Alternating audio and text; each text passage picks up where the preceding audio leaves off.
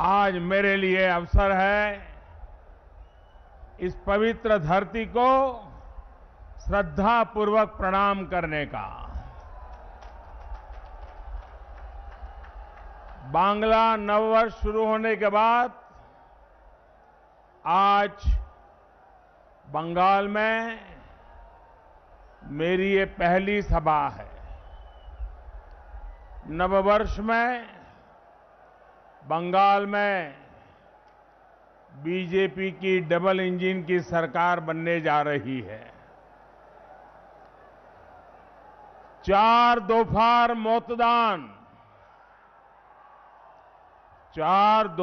मतदान टीएमसी होलो खान खान।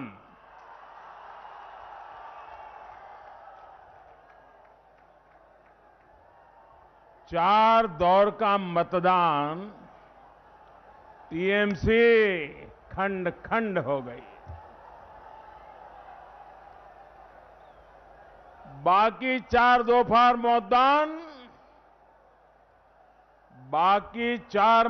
मतदान दीदी भाईपो टिकट कटान।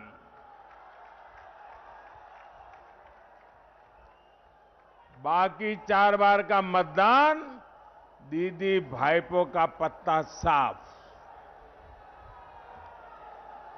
5वें चरण के मतदान में भी कमल के फूल पर बटन दबा करके भारतीय जनता पार्टी की सरकार बनाने के लिए आज सुबह से बहुत बड़ी तादाद में लोग निकले हैं। बहुत भारी मतदान हो रहा है। मैं अब तक मतदान करने वाले सभी मतदाताओं का हृदय से बहुत बहुत अभिनंदन करता हूं और उनका धन्यवाद करता हूं। साथियों, आसनसोल हो, दुर्गापुर हो, इस पूरे क्षेत्र में बंगाल ही नहीं बल्कि देश के औद्योगिक विकास का प्रमुख केंद्र बनने की क्षमता बहुत पहले से है, हमेशा से है।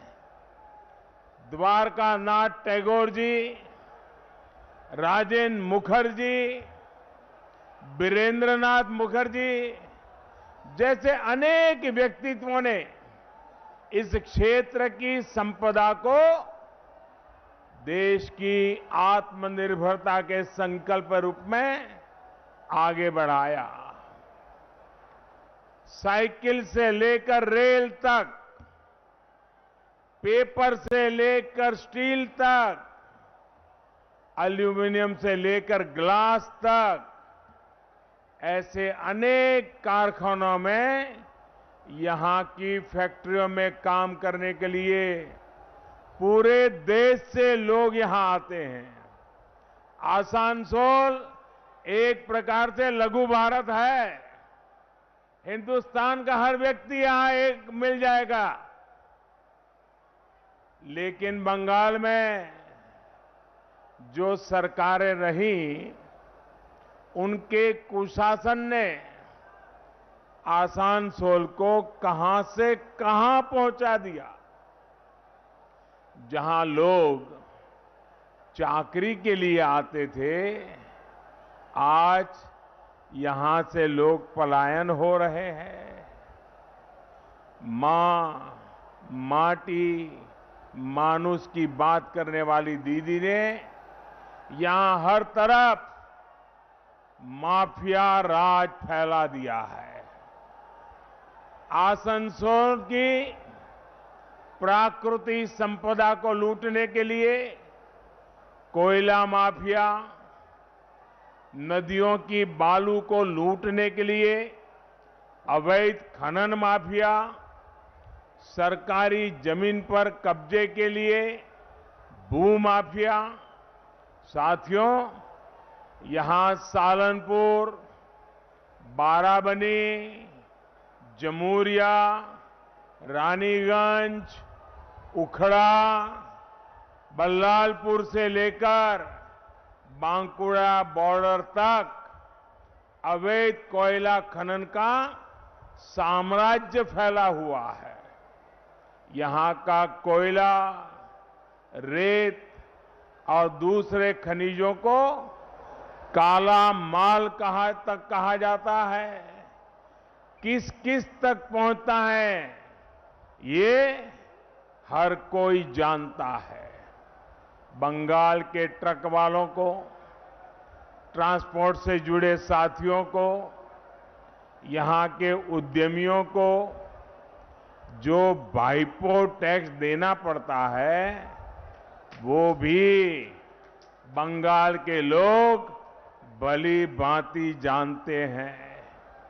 साथियों, इस चुनाव में आपका एक वोट सिर्फ टीएमसी को साफ करेगा इतना ही नहीं है, बल्कि आपका एक वोट यहां से माफिया राज को भी साफ करेगा।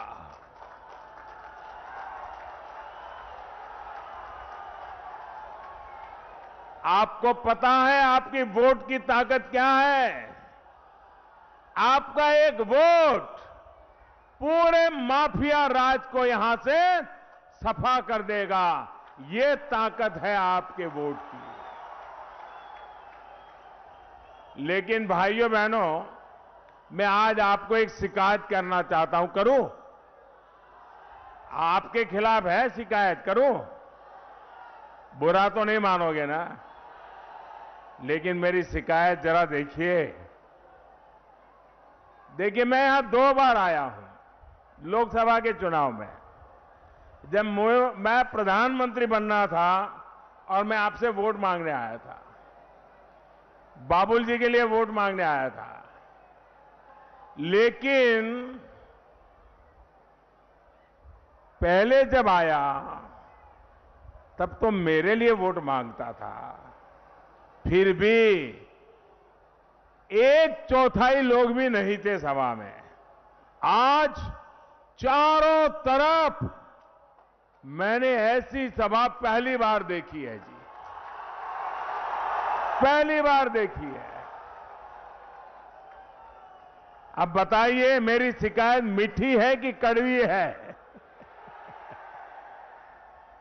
आज आपने ऐसा दम दिखा दिया है, ऐसी ताकत दिखा दी है।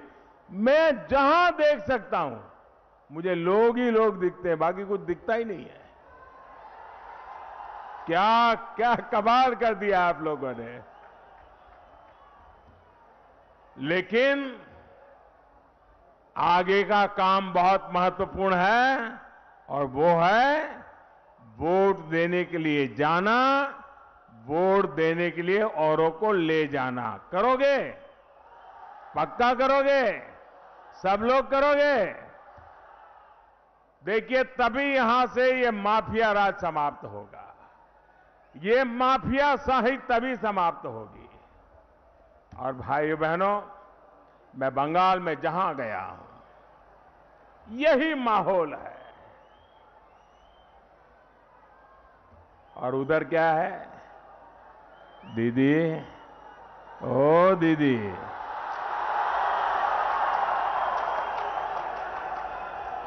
देखिए दीदी, ओ दीदी, 2 मई में अब सिर्फ आधा महीना बचा है।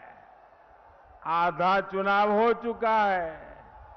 सिर्फ कुछ दिन और कोयला धुले, मोयला जाए ना।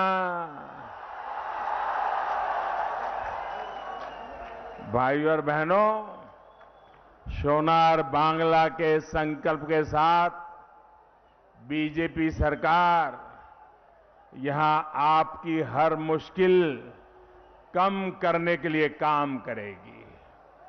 बंगाल में कानून व्यवस्था का राज स्थापित किया जाएगा। कानून के राज में यहां नए उद्योग लगेंगे। बंगाल में निवेश बढ़ेगा। बीजेपी सरकार में हर कोई अपना काम करेगा। आपके जीवन में टीएमसी के तोलाबाजों की जो घुसपैठ हुई है उसे जीरो कर दिया जाएगा, दूर किया जाएगा। पुलिस अपनी जिम्मेवारी निभाएगी, अपना काम करेगी। राज्य सरकार के अलग अलग विभाग अपना जन सेवा का दायित्व निभाएंगे, अपना काम पूरा करेंगे। प्रशासन अपनी जिम्मेवारियों को निभाते हुए जनता जनार्दन की अपेक्षाओं को पूरा करने के लिए दिन रात काम करेगी और सरकार अपनी जिम्मेवारियों को पूरा करने के लिए काम करेगी। और बीजेपी का कार्यकर्ता मैं आपको विश्वास दिलाता हूं, आपकी सेवा में हरदम खड़ा रहेगा। और इसमें जो भी खेला करने की कोशिश करेगा उस पर कानून के तहत उतनी ही सख्त कार्रवाई भी होगी। भाई और बहनों, दीदी ने बीते 10 सालों में विकास के नाम पर आपके साथ विश्वासघात किया है। विकास के हर काम में, हर काम के आगे दीदी दीवार बन के खड़ी हो गई, दीवार बन के खड़ी हो गई है। केंद्र सरकार ने 5 लाख रुपए के मुफ्त इलाज की सुविधा दी तो दीदी दीवार बन गई। केंद्र सरकार ने शरणार्थियों की मदद के लिए कानून बनाया तो दीदी इसका भी विरोध करने लगी। केंद्र सरकार ने मुस्लिम बहनों को 3 तलाक से मुक्ति के लिए कानून बनाया तो दीदी फिर आग बबूला हो गई। केंद्र सरकार ने किसानों को बिचौलियों से मुक्त करने वाले कानून बनाए तो दीदी विरोध में उतर आई। केंद्र सरकार ने किसानों के बैंक खातों में सीधे पैसे ट्रांसफर करने शुरू किए तो दीदी ने इससे भी किसानों को वंचित रख दिया। साथियों, बंगाल को विकास रोकने वाली नहीं, डबल इंजन की सरकार चाहिए, डबल इंजन की सरकार। बंगाल की बीजेपी सरकार आपका लाभ कराने वाली हर उस योजना को लागू करेगी जिन्हें दीदी की सरकार ने रोका हुआ है। पहली ही कैबिनेट में पीएम किसान सम्मान निधि पर बड़ा फैसला लिया जाएगा। बंगाल के हर किसान के खाते में 18,000 रुपये सीधे ट्रांसफर हो, जिसको दीदी ने रोकने की कोशिश की। 2 मई के बाद, नई सरकार बनने के बाद दीदी नहीं रोक पाएगी, क्योंकि सरकार आपने बनाई है, आपके लिए बनाई है और वो आपके लिए काम करेगी। भाइयों और बहनों, आप मुझे बताइए, दीदी को अगर आप लोगों के दुख दर्द की परवाह होती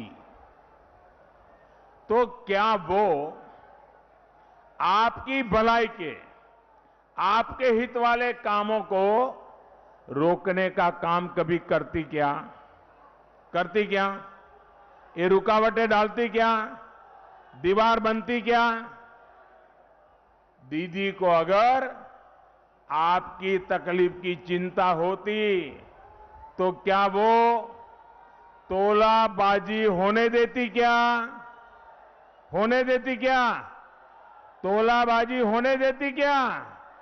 जरा इधर से जवाब दीजिए, तोलाबाजी होने देती क्या? सिंडिकेट को आगे बढ़ाती क्या? सिंडिकेट को आगे बढ़ाती क्या? कट मशीन बनी वसूलने देती क्या? कट मनी वसूलने देती क्या वो? साथियों, दीदी अपने अहंकार में दीदी इतनी बड़ी हो गई है कि हर कोई उन्हें अपने आगे छोटा दिखता है। केंद्र सरकार ने अनेक बार अनेक विषयों पर बात करने के लिए बैठकें बुलाई है, लेकिन दीदी कोई न कोई कारण बताकर इस बैठकों में नहीं आती। जैसे कोरोना पर पिछली 2 बैठकों में बाकी मुख्यमंत्री आए, लेकिन दीदी नहीं आई। नीति आयोग की गवर्नेंस काउंसिल की बैठक हो, बाकी मुख्यमंत्री आए, लेकिन दीदी नहीं आई। मां गंगा की सफाई के लिए देश में इतना बड़ा अभियान शुरू हुआ, लेकिन दीदी उससे जुड़ी जो बैठक होती है उसमें भी नहीं आई। 1-2 बार न आने को तो समझ में आता है साथियों, लेकिन दीदी ने यही तरीका बना लिया है। दीदी बंगाल के लोगों के लिए कुछ देर का समय नहीं निकाल पाती, ये उन्हें समय की बर्बादी लगता है। और जब दीदी के तोलाबाज कोरोना के दौरान भेजे गए राशन को लूटते हैं, तो वो उन्हें खुली छूट देती है। केंद्रीय टीमें चाहे सहयोग के लिए आए या फिर करप्शन की जांच के लिए, दीदी उनको रोकने के लिए पूरे संसाधन लगा देती है। दीदी केंद्रीय वाहिनी नहीं, सेना तक को बदनाम करती है। राजनीति के लिए झूठे आरोप लगाती है। दीदी खुद को देश के संविधान से ऊपर समझती है।